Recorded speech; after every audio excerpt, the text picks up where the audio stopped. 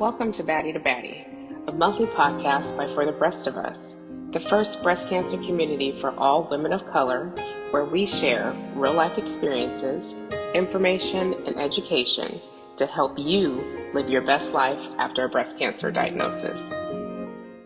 Hey, everybody. Welcome to another wonderful and beautiful edition of Loving Cancer. It brought to you by For the Breast of Us, a beautiful, lovely group of women of color who support women like ourselves who are going through breast cancer. Whether you're a survivor or thriver, we here at For the Breast of Us are here to support you. And on this episode of Loving Cancer, we're gonna scrap that. Sorry, ladies. Chemo brain got to me. Sorry, Marissa. I know you're seeing this, but stop hard. Okay. 5, 4, 3, 2, 1, and go. Hey, everybody. It's your girl, Miss Eboney, aka Miss Hustle and Hills, and I want to thank you and welcome you to another edition of Loving Cancer, brought to you by For the Breast of Us, a breast cancer community that is here to support, love, and honor you, thrivers and survivors. On today's episode of Love and Cancer, we have another beautiful woman by the name of Andrea. She is going to be here to share not only her story, but how her friends supported her on her journey. I want you all to help me welcome Andrea. So let's bring her on in. Hello, Andrea. How are you? Hi, thank you so much for having me on. No problem. Thank you for taking time out your day to join me here. So let's just jump right into it. You are Absolutely. a fellow breastie. So please tell me how did you find out about being a part of the club that none of us Nobody want wants to to be be a part of? So we always say absolutely. It's a community that, will embrace you. It's a club you don't want to be a part of, but it welcomes you with open arms, right? And I think Yes. that's 100% true. My story is a bit unique in the sense that I was living abroad at the time, so I was part of this sort of expat community, a group of internationals. I think it's different because being far away from home. I was living in Europe at the time, and it's during COVID. You can't come home right away, and you kind of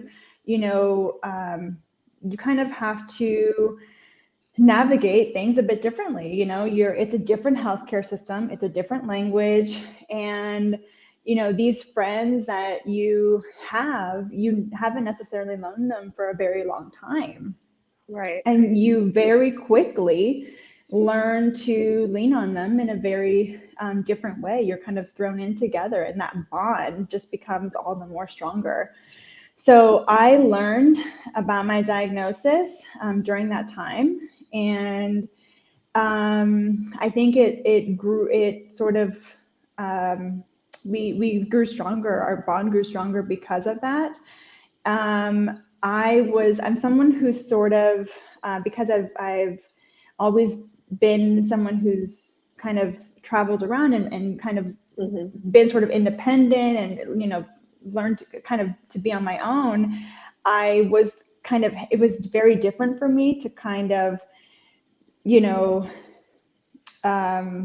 open up to people and open up to them. It was very different. It was kind of uncomfortable to say, I'm going to need help. And I knew that I needed help. And, after surgery, there are things that you can't do on your own. You can't move around. You can't, you physically cannot, even if you want to. And I was absolutely scared. And they didn't even, they were there. They were physically there. They were emotionally there. They knew what I needed, even when I wasn't sure what I needed. And I can't even, it's hard for me to describe how the kindness and the compassion and the patience that they showed me during that time I really like, it was extraordinary. It really was extraordinary. And it's not something that you just show once. It's, you know, it's the time from diagnosis to treatment to survivorship is long, you know, and I think that's something that people don't realize. It doesn't just end when you're done with treatment. You know, there are times now when I think, you know, you go through like fertility issues, or, you know, it's a lifelong thing, and you may be okay, but it's always a part of your life. You know, I'm 18 months in remission, and, you know, they know that it's a part of me. It will always be a part of me. So they understand that. And so it's beautiful. Our friendship is I am excited to talk to these friends. So let's bring them on. I cannot wait to hear their story. So let's bring in all the ladies. Hello, beautiful ladies. How are you? Hi, Ebony. Hi. So, all right. So I know Andrea said that she was out of the country. That's huge on its own. So, like, how long? Well, first off, introduce yourselves and let us all know, how long have you known Andrea? Who wants to go first? Okay, I'll go first since I'm the newest friend. I met Andrea in 2021, actually at her birthday party. So I showed up as a stranger to her birthday party, but she was super welcoming, super receptive. I went with Faye, who I had known already. And so, yeah, we met in 2021 and pretty much just became instant friends after that. I was also living in Budapest at the time, as I think we all were, although maybe Nuke already left. Yeah. Nice. I'll go second. So really nice to meet you, and thanks for having us on. I'm Faye, and I'm also very, very good friends with Andrea. We actually have been friends since September 2020, and I feel like, as all good friendships, it kind of started in one of us really disliking the other. So that was a really funny surprise. We met at like a wine tasting. And I think it's like common that, you know, I met Andrea and she was like vivacious and so smart, and I was like, oh my god, like, can I be friends with such a powerhouse? And like, I think it was the same for her, and I think both of us like went off on a kind of walk, because we're a little bit introverted. We love to be around people, but we also kind of love to have our own space, and so we decided to kind of like go on a decompression walk, and both of us just really clicked, and I think we became like lifelong friends after that. It just took that one kind of walk and that one kind of chat to realize, you know, how much we had in common, and that bond has been there since then. So yeah, lifelong friend. That is amazing. Yeah. Yeah, hi, I'm Anouk. I think I met Andrea about 2.5-3 years ago as well. We met through a common friend, and also through wine. Wine is the connector. Wine is the connecting factor. Exactly. Yeah. I do enjoy wine. We all do. So this is really amazing and unique to me, because most of the people that I've interviewed and talked to, they had been friends for like since college, since elementary school. And so it was kind of like a no-brainer to like, oh, my friend has cancer, my sister has cancer, you know, my best friend has cancer. I'm going to jump right in there. Right. You guys are like new to the scene. Like, you're not even like 7 years in, like the 7-year itch, like marriages go through. So when you all found out, like, how did it impact you? And what made you say, hey, I need to be here for her? I think that's a tough one. I think I can start with this. I remember when Andrea told me, it was kind of like in bits and pieces. I don't know what it was like for you, Yeah. but I think, yeah, go ahead, Andrea. I just want to say, kind of really quickly, I didn't, because I just saw Grace last week, because we kind of crossed paths in DC really quickly, and we really talked about this. I never, it was really hard for me. I have to say my diagnosis. I couldn't fully say that I had breast cancer for a very long time. I want to say for like 6 months. And so because of that, I never fully said that I had breast cancer to anyone for a very long time. So I would say bits and pieces, like I have a surgery and I have another surgery, and then I'm doing like this, I'm doing that. And I think people kind of put together that there was something and there was like more. And I think they kind of understood. And Anouk was actually the first person to kind of say, you know, because you've already had this and that and this, you may need a mastectomy, you know? And I was like, no, there's no way. But because we had that conversation, it really prepared me for what was coming. And she was the first person, and that really stayed with me because that's how in denial like I was of what was going on. Because to me it was like, how could, like, there's no way. I'm so young and I'm so healthy, and it was impossible to me. But because I hadn't met Grace yet, Faye was aware of like my biopsies and my lumpectomy. Anouk was the first person after Faye, because I had just really met Anouk, that I had just done my biopsy and I was about to have my lumpectomy. So it was really like in bits and pieces that these were going on. And I remember that conversation I had with Anouk of, you know, you may need a mastectomy. And to me, it was like, how? I'm okay. Like, how? And then everything came, and it was like this, I don't know if I can do this. I don't know, how am I going to do this? But I really felt like because they were there, I could talk to them and I wasn't alone, you know? So I wasn't, that's the extent of like how it was such a shock to me, but they were really there like every step of the way.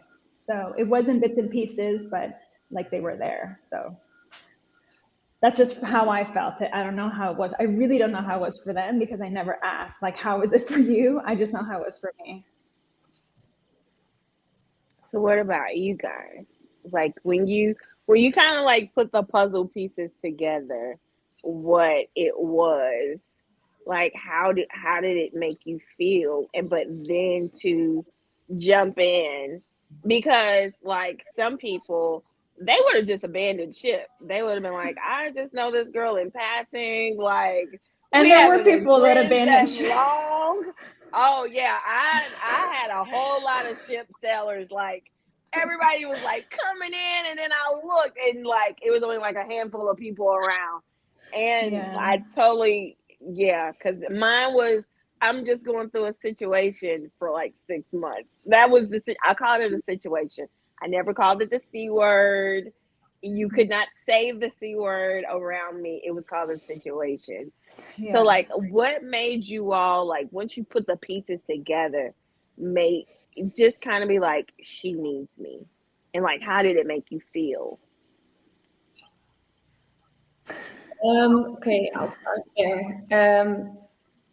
So I believe Andrea told me in around November that she found something, she felt something in her breast, and she told me about the things that were going to happen, scans, everything. And just like you said, she was still very much in denial. And Andrea, she loves to joke about this stuff, make it make it fun in a way, funny. Yeah, exactly. So yeah, I was shocked because obviously she's very young. We're all very young, and it never happened to anyone this close to me. So what I did is that night, I just listened to her after I did my research, and then I let her take the lead. If she wanted to talk about it, we would talk about it. If she just wanted to have a glass of wine, we would have a glass of wine. And indeed, like she just said, I told her about the mastectomy first, and at that moment she said, no, that's no, what are you talking about? And I was like, okay, then let's leave it at this. Let's have our wine and let's have a fun talk now. Yeah. Agreed. Yeah, I think it's really interesting because I feel like it was kind of like a relationship in a way of like, you know, in the first kind of you're like in the courting phases of a friendship. So I think it's like the first like 3 months, you know, and you're like having glasses of wine, or like Belize, you know what I mean? And you're talking about work, and then you're talking about relationships. And it goes from that to all of a sudden, like a very kind of, you know, like you're moving in with your partner all of a sudden. Like this is a big kind of conversation that you have to start to have. And I think that a lot of times, like in our society, I think there's like two really big things that like society really doesn't prepare friends or like family or partners to support. And that's like grief, and that is any form of illness. I think that we're just woefully unprepared to deal with that. And we're woefully unprepared about like what to say, about how to support, you know? So I think, you know, the bits and pieces kind of came, the puzzle pieces kind of clicked in my mind as well. And it was the same as I think with Anouk. Like, I really loved Andrea from the start. We had such a strong friendship. She's such a strong boss woman. Do you know what I mean? Like, she's an absolute powerhouse, and she's just an icon. And like, you know, I also took the directions from her of what she wanted and what she needed.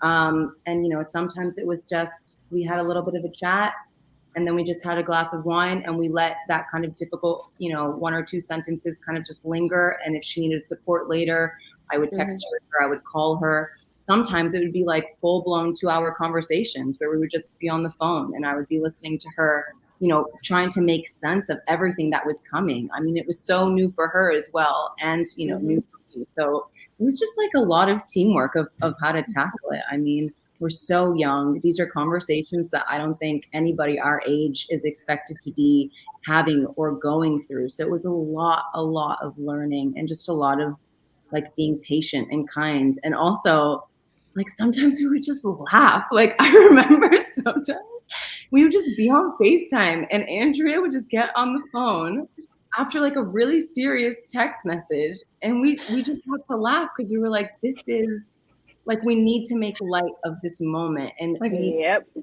seriousness. Like, what is happening? What is happening? Do you know what I mean? So I think that really like brought us so close. And I think, I don't know for you guys, but like what we have had to talk about and what we've had to go through, Andrea, like that has also helped me in my conversations with other friends and other partners, because we've just been so real with each other. And there's just that respect of, you know, having these really serious conversations, but also respecting Andrea as a person outside of this survivor and thriver, but also just Andrea as a person. So I think that has, yeah, it's been a journey. I love that though. Well, going off of Faye's metaphor of being in a relationship, I think my experience was completely different, because I met Andrea kind of right in the middle of everything.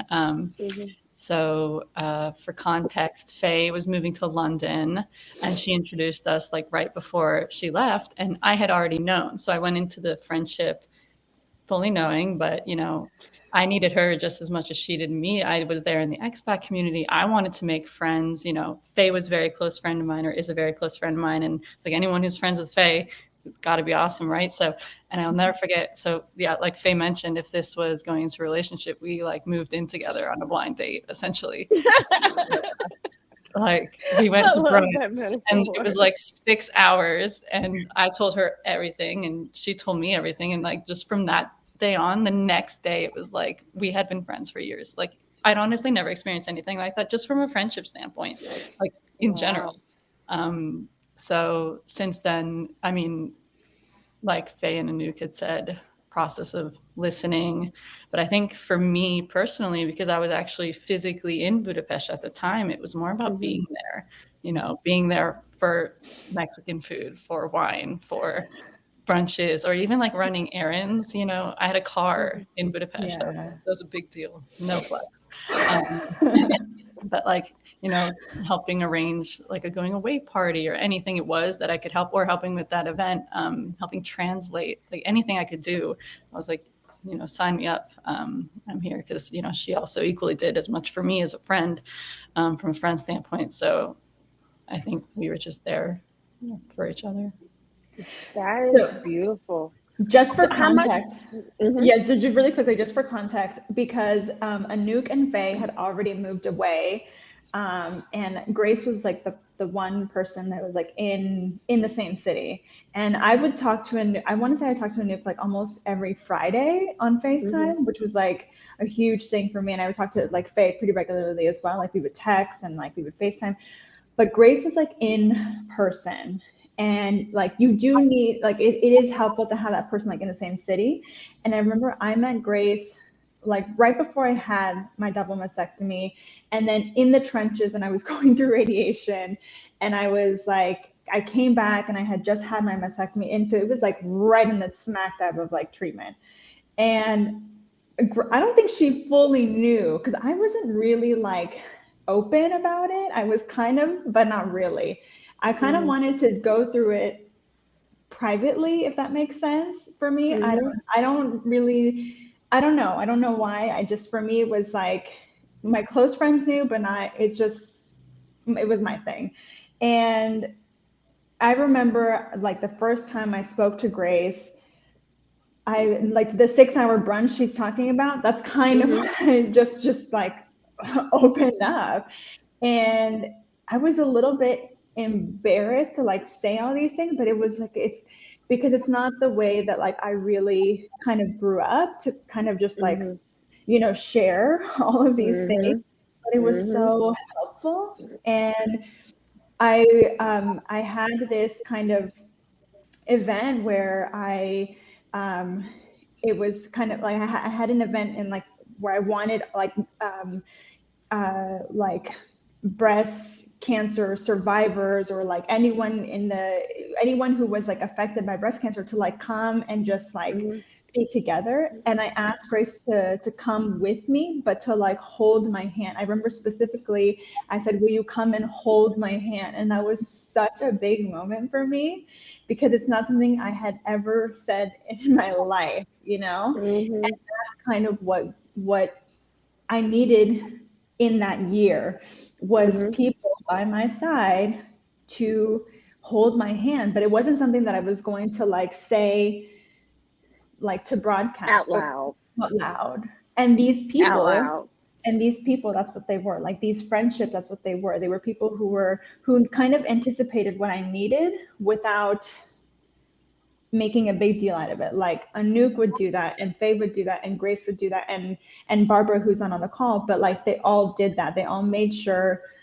to be patient with me and give me what I needed and give me space. And I don't know, it's somehow they knew me enough to know what I needed.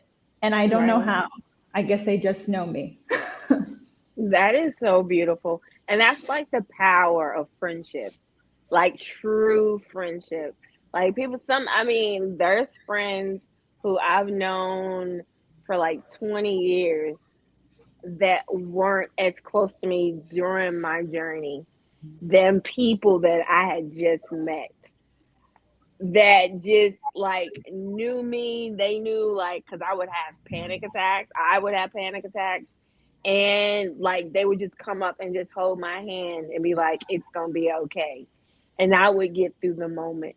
So just knowing that you had that is beautiful, because you can't always verbalize what you're feeling. Yeah. And so like before this, how much did you all even know about breast cancer? Not much. I didn't know anything. And I worked in healthcare. I didn't really know, and I don't know anything. I didn't know anything. Yeah.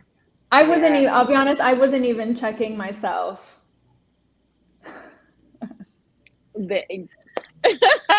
Yeah, I've learned that. And it was something, Faye, that you said that on this journey, like you like actually went in like with your other friends and like, hey, like let me now how has that been for you and those friendships? Yeah, I think like with Andrea, you know, we had to do a lot of learning and we had to have a lot of, you know, difficult conversations just around health and around like support that was needed, emotional, psychological, everything. So we had covered like the nitty-gritty of friendship over the course of like 1 year. So it was tough and it was beautiful and it was vulnerable. And I think that me as a person, I've carried that into a lot of my other relationships. So with my family, with my other friends as well. It's been really beautiful because I think that, you know, we had to really put ourselves into vulnerable positions and really talk through some intense stuff. And that's really been beautiful and really been nourishing for my other relationships too. Yeah, it's been a really, really interesting journey. Yeah. And what are like some of the ways that you all can like continue to support her? Like I know you said you're 18 months out. Congratulations. That is always something to celebrate. So like how has it been for you, Andrea? And how have you all continue to support her? Because like she said in the beginning, like once you've went through it, like some people, those people who tend to run away, they view it as like the common code, like, oh, in 2 weeks you will be fine, and then you just get over it. But once you've been diagnosed, it's a continued battle. It may not be a physical battle, but emotionally, psychologically, it is. So Andrea, how have you been? And how have you all continued to support her on her journey? Is this question for me? Number one, how have you been? How have I been? I've been fine. I've been busy. So I work in health policy. So I feel like if anything, it's like pushed me to work more in this like realm. And it's a great motivator for me. And I love it. Like that being said, how can I say this? I don't want it to always be about me. And I feel like that's something I'm very aware of and I'm very conscious of. I was talking about this with two good friends that I have in DC, and it's not always about, I feel like last year was the year of Andrea, and I don't want it to be like that anymore. I feel like everybody was very worried about me, and I appreciate that and I understand that, but it's not the year of Andrea anymore, and I don't want it to be like that. This year is the year of Anouk, and it's the year of Faye, it's the year of Barbara, it's the year of Grace. Like Anouk is getting married, and like we want to celebrate. Yeah, we want to celebrate that. So like, it's the year of Anouk now, and we're focusing on her wedding, and like congratulations. I have a friend who's having a baby. Like it's her year. Like let's celebrate like other things. Like I'm fine. Right. Like it's like it's not always about me. So let's shift the focus a bit. But I feel like my friends will always be supportive and will always be thinking, but like we said, it's teamwork. Like we're always gonna help each other out. So that's what I feel. And I don't know, we'll ask them now. So how have you all continued to support her? I think so. I just saw her last week in DC, and I think what really struck me is, so how I support her is I like to support her passions. And one of those passions happens to be, as she mentioned, her job. She loves her job. She's super passionate. I mean, also in the short time that I've known her, she's been like all over the place. She's been on the Kelly Clarkson show. She got verified on Instagram. I don't know if you guys saw that, but I was like, when did that happen? She's just been absolutely killing it on like a career level. And I know DC is also a really good place for her to grow.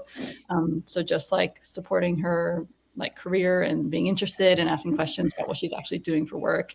That at least that was my approach. I feel like I've asked you what you do like 100 times in this call. Like, it's just, I feel like best friends like never know what their best friends do. That's so true, Faye. I have no idea what you do.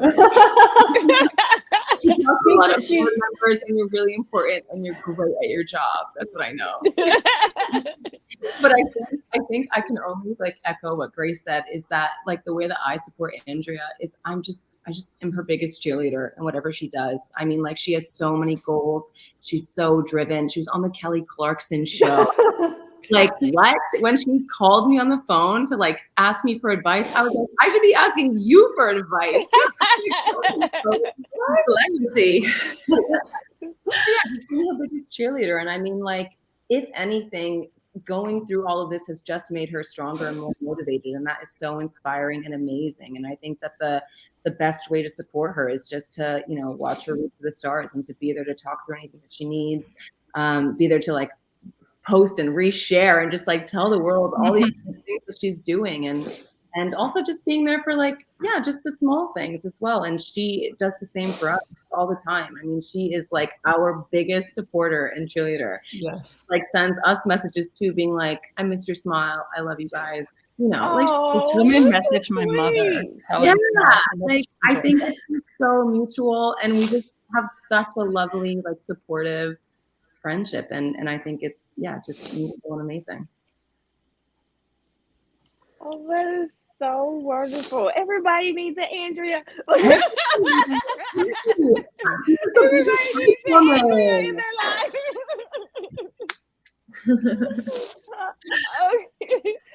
Okay, guys. So if there is, the topic and the name of the show is love and cancer. But the first word is love. So when you hear, I want you to finish this sentence. I want each one of you to finish this sentence. Love is. So how would you finish that sentence? Love is beautiful. Yes, I love that. I think, can I say something? Of course. I think something that I think that people forget is that, you know, love comes in so many different shapes and forms. You know, love isn't just romantic love. Love is friendship, and love is working together and being there for each other, and that love can make you stronger. I really think, you know, coming from healthcare and working in medicine, you know, you forget that love, I really think that this friendship was a big part of what saved me. And I think that without them, without all of these people in my life, I don't know if I would be here today. And that's why I'm so thankful, because I know that they had a big part in me getting better. So I think love is beautiful. I love that. Anybody else? See, that's why everybody needs an Andrea. I think I would say love is unconditional. We often talk about friends as like chosen family, you know, and I think that really shows in this group. Like, I would do literally anything for these girls, but it's not out of any sense of obligation. It's not out of, it's from this place that, like, that's why love is so hard to describe, because you don't really know what it is, where it comes from. You just know that it's there, and it literally moves mountains. So for me, it's love is unconditional, like doing something, not expecting anything in return. I think it's, to me, it's being there for each other, not just knowing that the other one loves you, but making sure that the other person knows that you love them indeed unconditionally.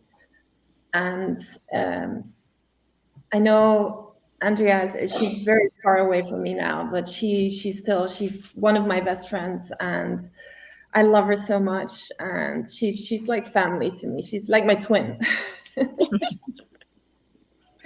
That's beautiful. Say? I think love is vulnerability. That's a good one.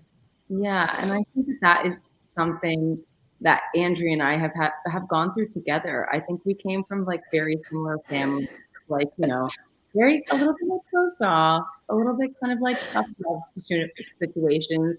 Like we were both like we both hugging. We like hate physical touch. You know what I mean? Like we're not like big showers of affection. So I think love is vulnerability, and love is kind of letting that guard down and showing all of those scary aspects of life and yourself and your doubts and your fears to each other, and still being accepted, if not like loved even more for that. So I think that, yeah, love is vulnerability, and I think that's beautiful. Oh, I just love this. I'm so glad I got to do this interview because I'm originally from Kentucky. I now live in California. I was only here 2 years when I found out. The only people I had with me were my 4 kids. My best friend had just relocated to Vegas. And now Vegas isn't far, but she just relocated. She couldn't just up and leave at any given moment. So I got surrounded by people who I had only known for like some people less than 6 months, who were right there. So like some people say friendship is 20, 30, 40 years. Yeah, that's great. But sometimes friendship is just meeting somebody and at a party because the other friend brought them. Or is it like, can I really be her friend? But let me go on this walk and think about it. Like, and that reminds me of my best friend, because like even with me and her, I did not like her at all. I thought she was weird and everything, and I needed a babysitter at the time, and we happened to be co-workers, and she was like, I'll babysit your kids, and I really wanted to go out, and I was like, okay, weird girl, but I was like, and now we've been best friends for like years. So it does work. It works. Sometimes you just connect with someone at a wine tasting, and next thing you know, 20 years later, you're still there. And you can't get rid of them. You cannot get rid of them. Away. But